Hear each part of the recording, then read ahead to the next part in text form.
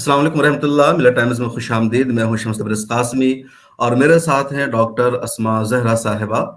कर्नाटक में हिजाब का जो मसला शुरू हुआ था वो कर्नाटक हाई कोर्ट के बाद अब सुप्रीम कोर्ट में ज़ेर बहस है। 3 दिनों की सुनवाई हो चुकी है और आगे भी सुनवाई का सिलसिला जारी रहेगा। तकरीबन 23 एप्लीकेशन है, सबको एक साथ जमा करके सुप्रीम कोर्ट समाअत कर रहा है और अहम मुद्दा यही है कि क्या हिजाब इस्लाम का पार्ट है या नहीं है, इस्लाम का लाजमी जुज है या नहीं है।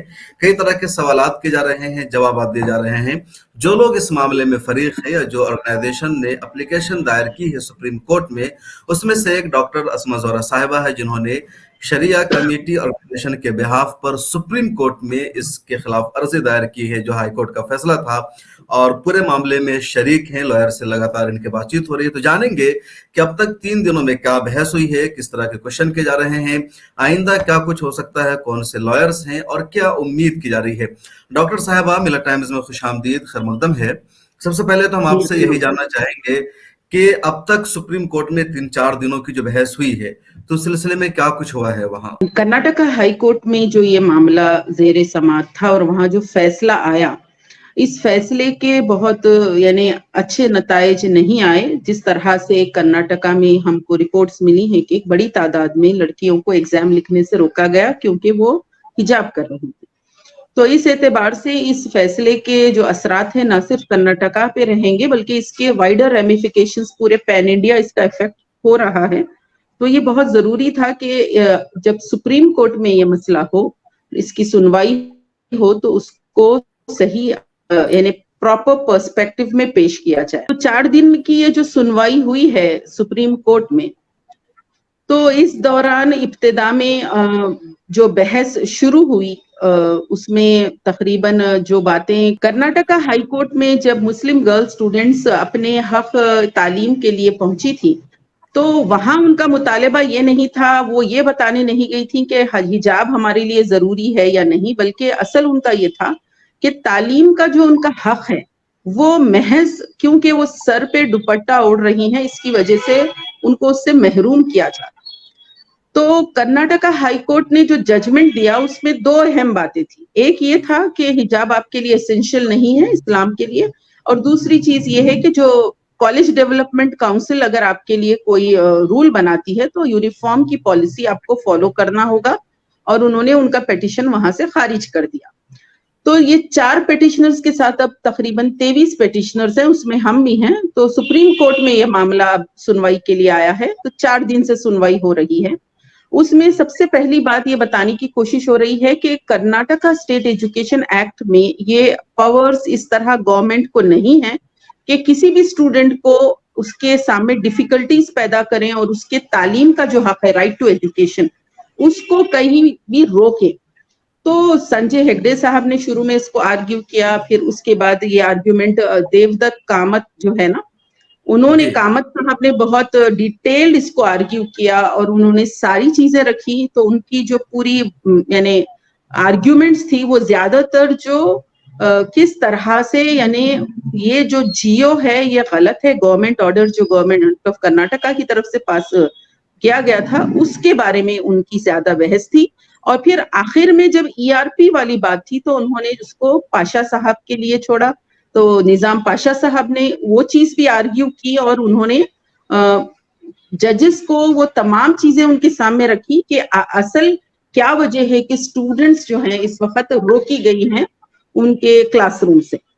उसके बाद जो हमारी जो सुनवाई यानी आप चौथे दिन देखते हैं कि कल जो पीर के दिन 2 बजे से सुनवाई थी, तो हमारी जो पिटीशन है शरीयत कमेटी की, इसको आर्ग्यू कर रहे हैं यूसुफ हातिम मछाला साहब जी। तो उन्होंने बहुत डिटेल इसको यानी आर्ग्यू किया और उन्होंने जो बातें अदालत के सामने रखी कि आर्टिकल 14 से आर्टिकल 30 तक और खासतौर पे आर्टिकल 26, ये सारी चीजें उन्होंने हाईलाइट करके ये बात बताई कि यहाँ पर यानी फ्रीडम सिर्फ रिलीजन की बात नहीं है, बल्कि यहाँ पर काफी हुकूक हैं एक फर्द के एज ए सिटीजन जो पूरी तरह से यहाँ वायलेट होते हैं। और पहली बात उन्होंने ये कही कि ये मामला जो है लार्जर बेंच को जाना चाहिए क्योंकि ये कॉन्स्टिट्यूशनल राइट्स का मैटर है। और दूसरी बात उन्होंने ये भी कही कि गवर्नमेंट को, दूसरी बात उन्होंने ये भी कही कि जो डिफिकल्टीज हैं तालीम हासिल करने में, वो तमाम डिफिकल्टीज को दूर करने की कोशिश करना चाहिए, ना कि मुश्किलें और ज्यादा बढ़ाई जाएं। तो इस एतबार से जज साहिबान ने उनसे ये भी सवाल किया कि आप ये कह रहे हैं कि एसेंशियल रिलीजियस प्रैक्टिस वाली जो चीज है उसके बजाय उसको यानी वो टेस्ट में इसको ना डाला जाए। तो उन्होंने कहा कि बिल्कुल, तो उन्होंने फिर उसके बाद ये बात कही कि यही तो बहस हुई थी हाई कोर्ट में। तो मछाला साहब ने कहा कि अगर लोअर कोर्ट्स में कुछ चीजें गलत डायरेक्शन में जाती हैं, तब भी ये हाई कोर्ट का काम और सुप्रीम कोर्ट का काम होता है कि वो चीजों को सही डायरेक्शन में ले जाए।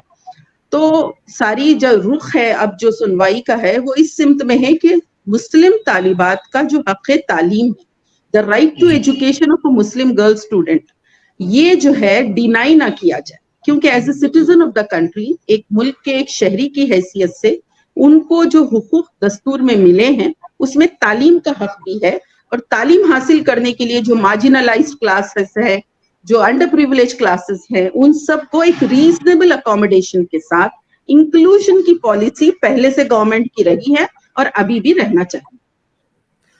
तो अब तक जो कुछ बहस, इसमें कुछ क्वेश्चन, उसके जवाब भी सामने। अब जैसे जजेस ने क्वेश्चन करते हुए कहा कि जिस तरीके से नमाज एसेंशियल पार्ट नहीं है, उनका ये कहना था कि नमाज जरूरी नहीं है तो फिर हिजाब क्यों जरूरी है।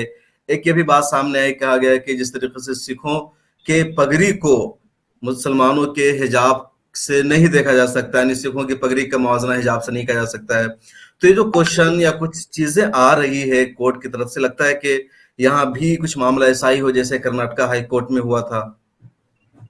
देखिए, यहाँ पर जब पाशा साहब बहस कर रहे थे तो उस वक्त उन्होंने कहा कि हमारे लिए मजहब की 5 चीजें इंपॉर्टेंट है। इसमें ईमान है, अकीदा, तौहीद, तौहीद की स्पेलिंग भी उन्होंने पूछी, फिर उसके बाद नमाज, रोजा, ज़कात, हज। तो उन लोगों ने फिर से दोहराया कि आप सारी चीजें लिखा दें। तो फिर उसके बाद उन्होंने कहा कि हम क्योंकि बिलीव करते हैं, कुरान हमारी होली बुक है, तो उसके सारे कमांडमेंट्स हमको मानना चाहिए।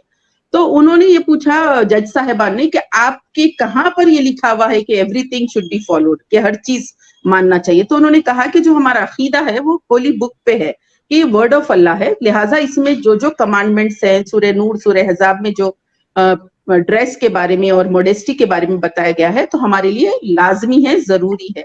तो इस तरीके से कुछ क्वेश्चन आंसर्स हुए और उसमें पाशा साहब ने समझाने की कोशिश की कि एज ए मुस्लिम हमारे लिए ये चीजें ऑब्लिगेटरी हैं।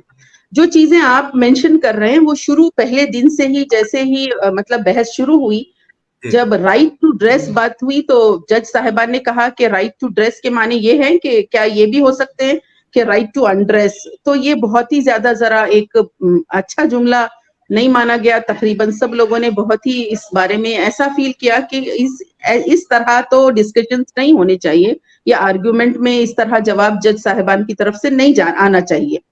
तो वो एक बात वहां कही गई। और दूसरी चीज ये कि जज साहिबान ने ये सवाल पूछा कि इस पे कोई सजा नहीं है, when there is no punishment, यानी कि जैसे नमाज कोई ना पढ़े तो उसके लिए भी पनिशमेंट नहीं है। तो उसको हम समझाने की, यानी जो बादशाह साहब है उन्होंने कोशिश की। उन्होंने कहा कि जो स्पिरिचुअलिटी के मैटर्स होते हैं, जो रूहानियत के मैटर्स होते हैं, उसके लिए हमको इस दुनिया में सजा नहीं रहती है। जैसे कि कोई नमाज ना पढ़े तो फौरी उसको कोई पनिशमेंट नहीं है, इसी तरह कोई हिजाब ना पहने तो उसको फौरी कोई पनिशमेंट नहीं है। लेकिन हमारा जो बिलीफ है, फिर वो 5 बातें जो है, उसमें फर्स्ट पार्ट जो हमारे अकीदे का है, जिसमें हम किताब पे, रसूल पे ईमान लाते हैं, ऐसा आखिरत पे भी ईमान है। तो ये बात उन्होंने उस तरीके से की। फिर दूसरी बात, जब यहाँ पर सिख लोगों को जो पगड़ी पहन के उनको इजाजत दी गई, ये बात जब डिस्कशन में आई कि क्यों ना मुसलमान लड़कियों को भी हिजाब पहनते हुए उनको इसकी इजाजत दी जानी चाहिए, तो उस पर जो जुमला जज साहिबान ने कहा वो बहुत ही ज्यादा, यानी अगर आप उस पे वो करेंगे कि उन्होंने कहा कि it is ingrained in the Indian culture, मतलब सिखिज्म जो है वो इंडियन कल्चर का हिस्सा है। तो अब इससे कई सवाल खड़े होते हैं कि क्या इस्लाम, मुसलमान इंडियन कल्चर का हिस्सा नहीं है, क्या ये माने इसके हैं, या फिर जिस तरह बाकी सब चीजों में हमको एक अदरिंग हमारी की जा रही या हमको एक्सक्लूड कर दिया जा रहा।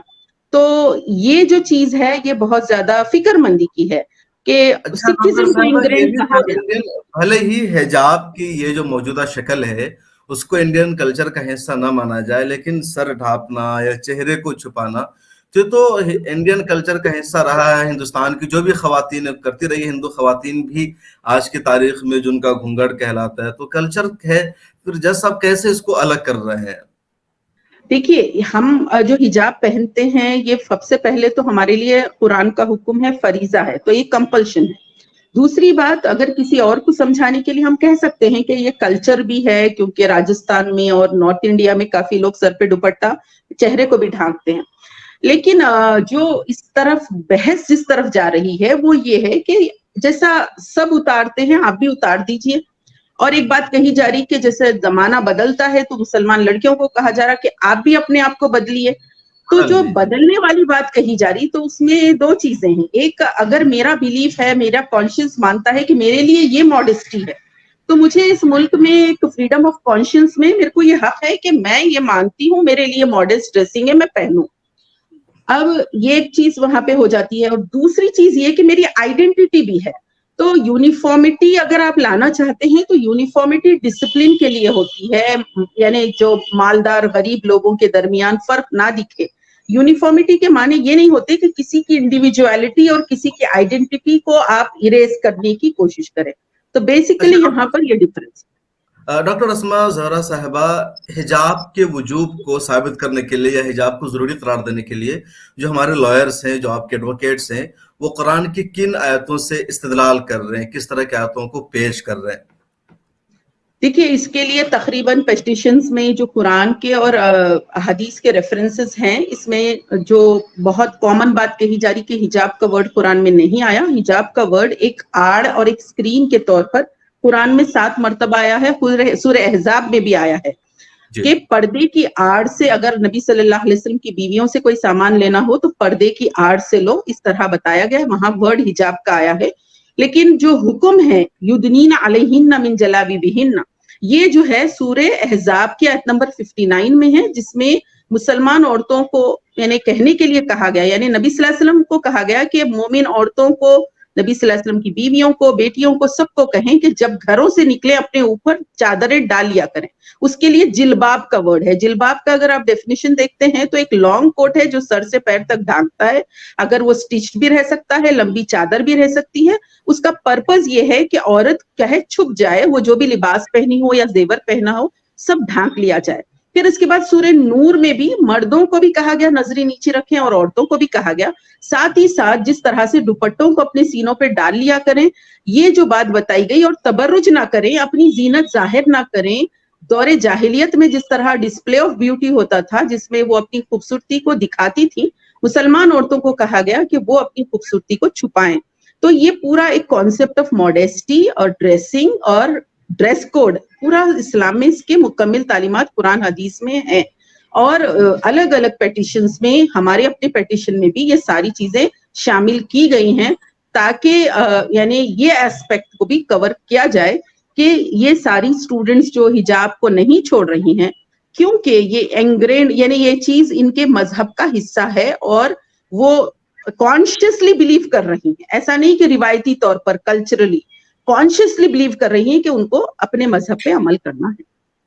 اوکے ڈاکٹر اسماء زہرا صاحبہ، کورٹ میں ایک طرف بحث ہو رہی ہے، آپ لوگوں کی اور کیا پلاننگ ہے حجاب کے اس معاملے کو لے کر کے؟ کیا آپ لوگ پروٹیسٹ کرنا بھی آپ لوگوں کے منصوبے میں شامل ہے؟ کیا کرنے کا ارادہ ہے؟ دیکھیے، حجاب کے سلسلے میں 2-3 بڑے ایشوز ہیں. سب سے پہلا تو ایشو یہ ہے کہ ہم نے کافی 2-3 دہوں سے مسلمان لڑکیوں کی تعلیم کے لیے بہت محنت کی. مسلم آرگنائزیشنز، این جی اوز نے کافی یعنی موٹیویٹ کیا، انکریج کیا، اسکالرشپس دی. جو 2 دہوں کی محنت ہے، جہاں آج ہم کو اسکول، کالج اور یونیورسٹی میں ٹاپرز کے لیول پر حجابی لڑکیاں دکھ رہی ہیں، وہ کمیونٹی کی ایک کنٹینیوس اسٹرگل اور ایفرٹ کا نتیجہ ہے. آج یہ ہرڈل اگر آ جائے گا تو اس سے کافی جو اسٹوڈنٹس ہیں وہ کہیں نہ کہیں ان کے لیے روڈ بلاکس ہو جائیں گے. اس میں 2 ایشوز ہیں. ایک، غریب طبقے کے پاس آپشنز نہیں ہوں گے. امیر طبقے کے پاس، پریویلیج کلاس کے پاس آپشن ہوگا کہ وہ ایک کالج سے دوسرے کالج میں چلے جائیں. دوسری چیز یہ کہ جو اربن کلاس ہے، دیکھیے جو رورل کلاس ہے، سٹی میں، شہروں میں آپ کو فیسلٹیز ملتے ہیں لیکن گاؤں میں، دیہاتوں میں ایک ہی کالج یا ایک ہی اسکول ہوتا ہے.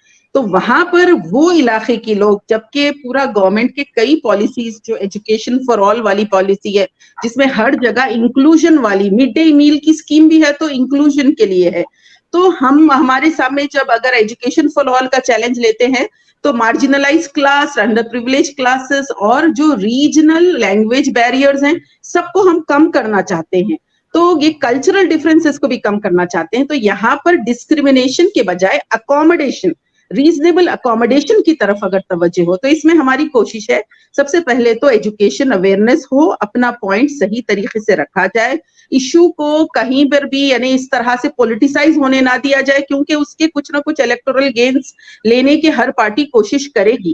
لیکن ہماری فکر یہ ہے, ہم نے اس ایشو میں ابتدا سے یہ بات کہی کہ سیاسی جو چیزیں ہیں اس سے اس مدے کو الگ رکھا جائے. اسکول کلاس روم جو اسپیسز ہوتے ہیں وہ پولیٹیکلی نیوٹرل ہونا چاہیے, اور یہاں پر یعنی یہ سیاست نہیں کرنی. اسما زہرا صاحبہ, آپ آل انڈیا مسلم پرسنل لا بورڈ کے وومن کا جو ونگ ہے اس کے آپ چیف آرگنائزر ہیں, ذمہ دار ہیں, تو آپ مسلم پرسنل لا بورڈ کے بہاف پر اس کیس کو ہینڈل نہیں کر رہی ہے, نہیں دیکھ رہی, بلکہ شریعہ کمیٹی کے بہاف پر, تو کیا مسلم پرسنل لا بورڈ اس معاملے میں خود کو شامل نہیں کر رہا؟ آل انڈیا مسلم پرسنل لا بورڈ کی طرف سے بھی ایک پیٹیشن دائر کیا گیا ہے سپریم کورٹ میں, جو مولانا فضل الرحیم مجددی صاحب کی طرف سے ہے. ہماری ایک بہت ہی یعنی مستقل دسمبر سے جب سے یہ یعنی ایشو سٹارٹ ہوا ہے اس وقت سے ہمارے ذمہ داروں کے سامنے ریکویسٹ رہی ہے کہ ہم اس ایشو کو جو ہے بورڈ ایکٹیولی ٹیک اپ کرے, کیونکہ یہ چیزیں اس طرح, یہ پہلی بار نہیں ہے کہ اس طرح کے ایشوز آتے ہیں, پہلے بھی اس سے پہلے بھی کئی سٹیز میں ڈسٹرکٹس میں یہ ایشوز ہوئے ہیں, لیکن جب کمیونٹی کے جو نیوٹرل ادارے ہوتے ہیں جن کا کہیں بھی سیاسی جھکاؤ نہیں ہوتا, وہ ادارے اگر آگے بڑھ کے اس کو ہینڈل کریں تو اس میں کیا ہوتا ہے, چیزیں بہت صحیح سمت پہ جاتی ہیں. کیونکہ یہ لڑکیوں کی تعلیم کا مسئلہ تھا اور جس طرح سے اس کو یعنی اٹھایا گیا تو بہت ہی زیادہ یعنی سیریس مسئلہ تھا. تو ہمارے پاس پہلے یعنی آپ دیکھے ہوں گے کہ کرناٹکا میں پروٹیسٹ بھی شروع ہوئے, تو آل انڈیا مسلم پرسنل لا بورڈ کی پالیسی تھوڑی سی ڈفرینٹ تھی اس معاملے میں. تو پھر اس کے بعد ہم نے یہ سوچا کہ اس ایشو کو ہم اپنی جو ہماری اور ایک آرگنائزیشن ہے ویمنس کی, اور ہمارے پاس ایک federation of Muslim women organisation ہے, تو ہم نے اس بیسس پہ اس کو ٹیک اپ کیا تاکہ ہماری توجہ زیادہ تر اویئرنیس, ایجوکیشن اور ساتھ ہی ساتھ پراپر ریپرزینٹیشن کی طرف ہو. پروٹیسٹ جو لوگ کرنا چاہتے ہیں وہ کریں. نہیں ہے یا انٹرسٹڈ نہیں اس پورے معاملے میں, جو لائرز جو لوگ بحث کر رہے ہیں کورٹ میں, سپریم کورٹ میں, تو ان سے کب آپ لوگوں کی بات چیت ہوتی, کون لوگ ان کو پورا ایک طرح سے ان کی رہنمائی کرتے ہیں, ان کو سارے امور بتاتے ہیں؟ دیکھیے ہمارے جو ایڈوکیٹ یوسف حاتم مچھالہ صاحب ہیں وہ سینئر کاؤنسل ہیں, وہ بورڈ کے بھی لیگل کمیٹی کے ہیڈ ہیں. ہمارے مین گائیڈ تو وہی ہیں, کیونکہ انیشیلی جب ہم اس ایشو کے لیے فکر مند تھے تو انہوں نے ہی بتایا تھا کہ یہ جو بہت ہی غلط ڈائریکشن میں جا رہا ہے ہائی کورٹ میں, ہم کو اس کا کورس کریکشن کرنے کے لیے بہت ہی سنجیدگی سے اس پہ محنت کرنی ہوگی. تو ان کی جو ٹیم آف ایڈوکیٹس ہے اس میں ایک خاتون بھی ہے, ایڈوکیٹ راشدہ, جو خود حجاب پہنتی ہیں, اور اس طریقے سے بہت ساری لائرز اکراس انڈیا, انہوں نے ہم سے کانٹیکٹ کیا کہ وہ بھی اس میں کچھ نہ کچھ اپنا حصہ اور رول ادا کرنا چاہتی ہیں. تو کافی اچھے پوائنٹس ان لوگوں نے بھی شیئر کیے کہ اس کو اس طرح سے آگے لے جایا جائے. تو ہماری جو یعنی اور بھی جو سینئر ایڈوکیٹس ہیں وہ بھی اچھے سے تعاون کر رہے ہیں. تو ہم پوری کوشش کر رہے ہیں کہ اب یہ سنوائی ہوگی, اس کے بعد دیکھیے پھر گورنمنٹ کی طرف سے جو ریسپونڈنٹس ہیں وہ اپنی بات رکھیں گے. تو آگے ابھی بہت لمبی یعنی یہ کوشش ہے. جو ساری سنوائی جو ہو رہی ہے, جو پوری بحث ہے, وہ کالجز میں حجاب پہننے کو لے کر کے ہے, کالجز کے باہر کوئی معاملہ تو نہیں ہے حجاب کے؟ نہیں, اس بارے میں تو جج صاحبان نے بھی کلیئرٹی کے ساتھ کہا کہ the only discussion is about in the classroom spaces. تو ٹوٹل اسی پہ ہے. لیکن آپ ایک بات سمجھیے کہ کوئی چیز اگر پہلے یہ کہا گیا کہ صرف پی یو سی کالجز کے لیے ہے, لیکن اس کا جو ریمیفیکیشن ہے اکراس کرناٹکا ٹیچرز پر بھی ہوا اور ڈگری کالجز پہ بھی ہوا, یونیورسٹی میں پی ایچ ڈی کرنے والے اسٹوڈنٹس پر بھی ہوا. تو کوئی چیز اگر کلاس روم میں اس طرح ہو جاتی ہے تو لارجر جو ماحول ہے نا کنٹری کا, وہ بھی اس میں ایڈ آن ہو کر جو ماحول پورا کا پورا بنے گا اس میں مسلمان لڑکی جو حجاب پہنی ہوئی ہے وہ ٹارگٹ رہے گی. تو لہٰذا ان کے جو بھی یعنی ایجوکیشنل پروگریس ہے وہ کہیں نہ کہیں بہت بڑا اس میں ڈینٹ اور روڈ بلاک पैदा हो। बहुत शुक्रिया हमारे साथ बातचीत करने के लिए। तो हमारे साथ थे डॉक्टर अस्मा ज़ोहरा साहबा। आप शरिया कमेटी की चेयरमैन हैं, जिम्मेदार हैं और पूरे मामले में आप बराह रास्त शरीक हैं। किस तरह बहस हो रही है, एडवोकेट क्या कुछ कर रहे हैं, और उन्होंने हमें सारी तफसीलात बताई है कि क्या कुछ कोर्ट में हो रहा है, कोर्ट के बाहर क्या कुछ हो रहा है, और इस पूरे मामले का क्या असर पड़ सकता है, कितना फर्क पड़ेगा। डॉक्टर अस्मा ज़ोहरा साहबा वो है जिन्होंने 3 तलाक के केस में भी लगातार जिद्दोजहद की थी, सड़क से लेकर सड़क के अंदर बाहर हर जगह आपने कोशिशें की थी, और हिजाब के इशू पर भी आप बराह रास्त इस मैदान में हैं और पूरे मामले को नजदीक से देख रही हैं। बहुत शुक्रिया डॉक्टर अस्मा ज़ोहरा साहबा, आपने वक्त दिया और पूरे मुद्दे पर बातचीत की।